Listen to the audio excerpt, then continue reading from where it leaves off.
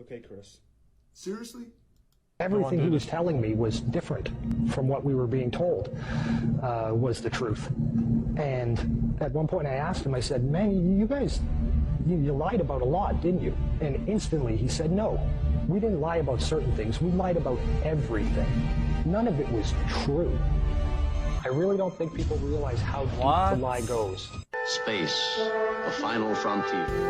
Space may be the final frontier, but it's made in a Hollywood basement. The Vector, NASA's official logo. If you've ever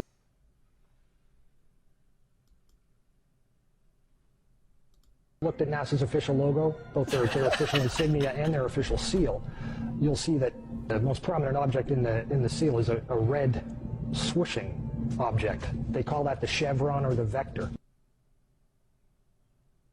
If you ask NASA's Public Affairs Office, this symbology is featured so heavily in their insignia and seal, they'll give you what really amounts to the standard facile cover story for the unilluminated. They'll tell you that that is a representation of a hypersonic wing design from the 1950s, which was the time the logo was created. Not exactly the case. Someone might want to ask the Russian Federal Space Agency, Roscosmos, that was formed in 1992, why they chose that same logo.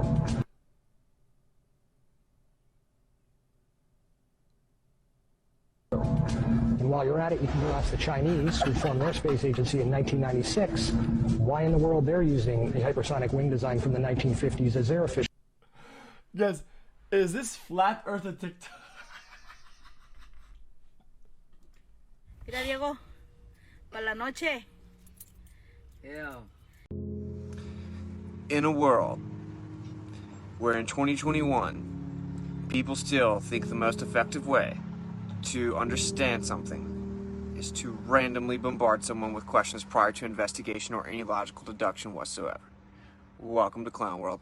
So I'm going to answer basic flat earth questions. There's someone in my comments spamming me with the questions. I don't have time to go back and forth and answer every Flat Earth 101 day one question all day on Facebook when you could easily research this stuff if you actually wanted to know the truth. It's actually pretty frustrating. But anyway, so the first question that this person is asking is, so are all the other planets flat? It's not even logical that it could be flat. The only thing that's illogical is to say that the Earth is a spinning cartoon ball in a vacuum where water bends for the first time in the history of mankind, adhering to the outside of a sphere as it spins and revolves around the sun that shoots through space 500,000 miles per hour, while the galaxy shoots 1.3 million miles per hour, and every single star for all recorded history resets over top of the Earth. Is the Earth... Well, what about the other planets, right? That's the question. Well, are all the other planets flat? I actually answered the question, but that's why I'm pretty, I don't know, aggravated, because you asked the question again, right? So I need you to listen. No one thinks that all the other planets are flat, okay?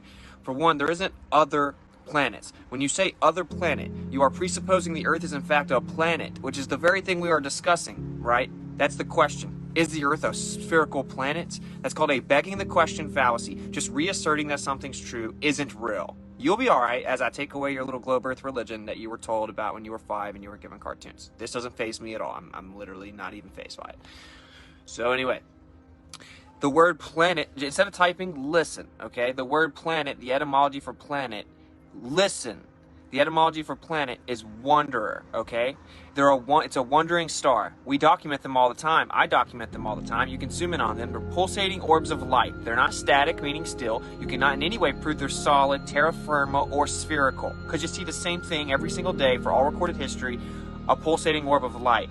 Now, even if there were spheres in the sky, which there's literally no evidence for that. There's literally none that exists in the history of mankind. If they were spheres in the sky, that still wouldn't make the Earth a ball. That's like walking up to someone's house and saying, look, there's a light bulb on the ceiling. That means that the floor is a light bulb. That's like walking in a bar, walking up to a pool table, grabbing a pool ball and saying, look, the pool ball is a sphere. That means the pool table is also a sphere, okay? The Earth is provably not curving, which means it's flat. They said it's a certain size, right? So the radius value is the distance from the center to the edge of a circle or a sphere, right? Listen, please. They said that the Earth has a radius value of 3,959 miles. That means you have to see the curvature of the Earth at no further than 1.225 times the square root of the observer's height in feet. Okay, it has to curve at a certain rate. You can Google it yourself. Earth curve calculator. This is not flat Earthers math. This is the globe Earth's models math. Okay, Google it. Earth curve calculator.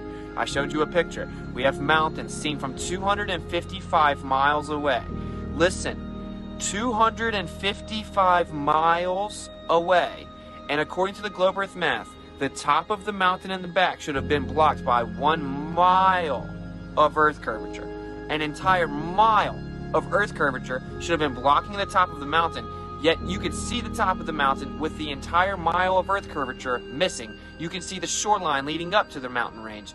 It's literally impossible. We have falsified the radius. It does not curve at the rate they said it did objectively. This is why it is censored by the government. This is why you ask questions like, oh, we are disking another solar system planet with other spherical planets, because there's something called the Flat Earth Society, where everything they say is wrong and stupid and not one flat earther thinks any of it. It's called misinformation. So they admitted in Congress they censor flat earth, yet they prop up Flat Earth Society, which is not really flat earth. It's all misinformation. That should automatically raise a red flag if you're honest.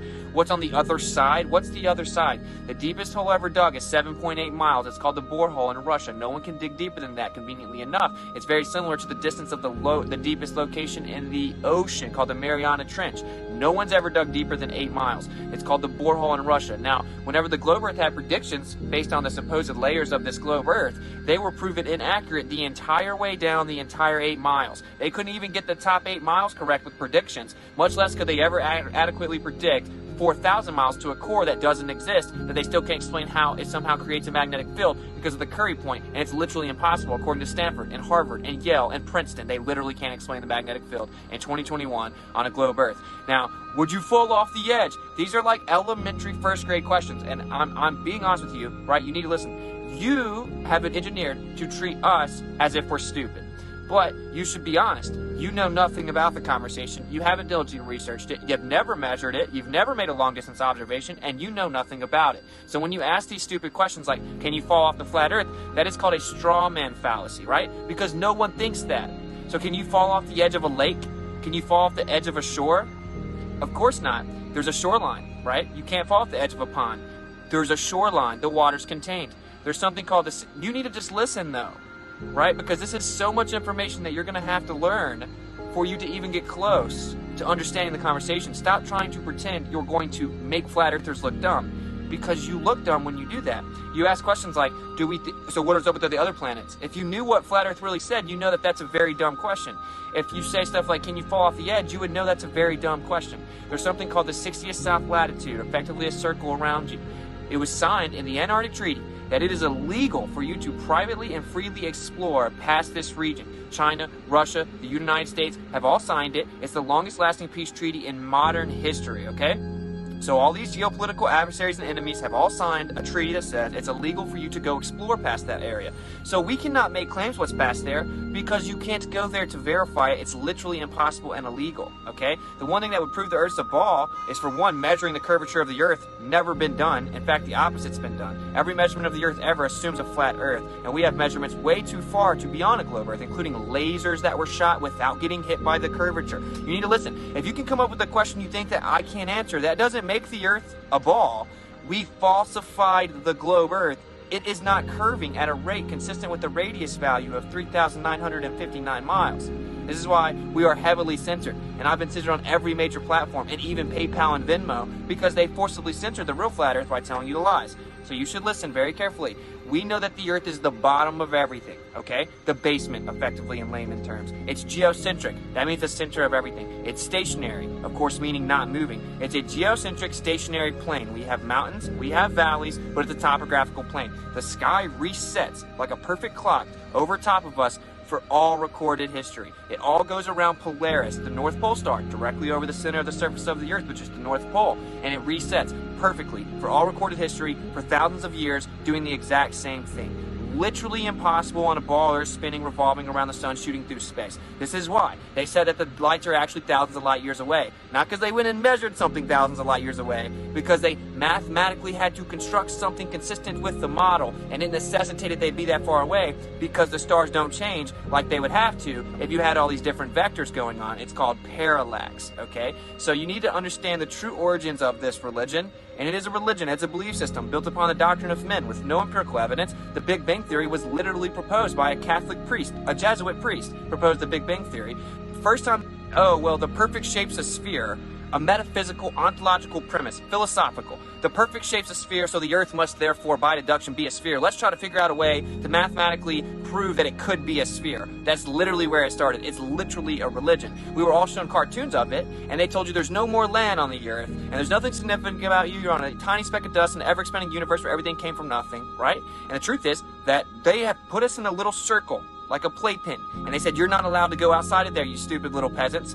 And there are people that are the peasants running around attacking the other people, trying to wake them up and free them. It's insanity. You should research it. So 1945, we brought Nazis over here in Operation Paperclip, okay? One of the Nazis we brought over here was Werner van Braun, because the W is like a V, it's German, right? Okay, Werner van Braun was an SS officer of the Nazi regime. He was brought over here to help us get to the moon via space exploration, right? The Space Exploration Department he was put in charge of. In 1945, Operation Paperclip. It was called this because they put paperclips on certain people's files so they would know who to grab and pull over here out of the Nazi regime. Operation Paperclip, 1945. In 1946, the government started something called Operation High Jump. This is where they went and explored the Antarctic region with Admiral Byrd, a well-decorated admiral for the U.S. military. They went and explored the Antarctic region. He came back on nationally televised interview in 1954 and said, "It is astonishing to me that there is land as big as the continental U.S. on the other side of Antarctica that remains unexplored with tons of resources." He then died in 1957. In perfect shape, heart complication. 3 years later, he died in 1957. In 1958, NASA was founded, which means to deceive in Hebrew and has a snake tongue going through it. In 1959, they signed the Antarctic Treaty, which said that it was illegal to privately explore that region that they had just explored in Operation High Jump. In 1961, JFK then came out and told the world America's going to be the first country to land on the moon. In 1962, they then started to shoot high-altitude missiles in something called Operation Fishbowl, which was part of a bigger operation called Operation Dominique, which translates to of the Lord. So literally meaning Operation Fishbowl of the Lord. The U.S. military shot high-altitude missiles up trying to penetrate the firmament and container. There's hundreds of documents explaining that there's a firmament and that there is, in fact, approximation method to determine the brightness of the firmament that was proven accurate. There are U.S. military documents that have been declassified, but it wasn't on CNN or TikTok, so you've never heard of it. That is how they've effectively brainwashed the public with cartoons since they were 5. So then they shot these up in 62, 1 year after JFK said we were going to go to the moon. Then JFK got assassinated. Then, in 1968, a movie came out called Space Odyssey about a moon landing, and it was the most famous movie at the time. It won Film of the Year. The year before we went, one of the astronauts that was supposed to be in the crew that went said, "We will never go to the moon. We can't even get to low Earth orbit. We can't even communicate in the same building with one another. It's impossible we go to the moon by 1969. He then went and hung a lemon on the module that was supposed to go. Right after this guy mysteriously exploded and died in a routine checking of wires on NASA's facilities. Then in 69, we miraculously were able to go after not being able to go to low Earth orbit in 1968. And then they called the president from a landline 238,000 miles away with no delay. Yet they say we cannot go back to this day over 50 years later because they quote-unquote destroyed the technology and it's a painful process to build it back, quote-unquote, from Don Pettit, world-renowned astronaut. This is where they supposedly took a real picture of the Earth from space in the Apollo missions when they supposedly went back and forth like 6 times with no problem, but now they still can't do it 50 years later because we can't replicate the technology from the 60s. In 72, we supposedly took a picture of the Earth in these Apollo missions, and that is the only supposed real picture of the Earth from space ever. They didn't go there. So very simply, a summary for you, okay? They brought Nazis over here who were typically famous for brainwashing people with propaganda. They said, hey, we're not going to hang you for your war crimes. We're going to revere you as scientific geniuses. We need you to help us with this propaganda effort. We're going to lie to the U.S. public and tell them that we beat the Soviet Union going to the moon. Then they went explore the Antarctic region. They discovered that the Antarctic region had something there and what it was. They then came back and said, it's illegal for you to go there, and that treaty still stands intact where it's illegal for you to privately go explore it. They then said, don't worry though, we explore the Earth for you. You're not allowed to explore, but we explored it for you. Here's your little playpen. You stay in your circle, you little slaves. Look at space. Here's NASA. We're going to go to the moon. Something that you could never stand on, never land on, isn't terra firma or solid or spherical. Okay, so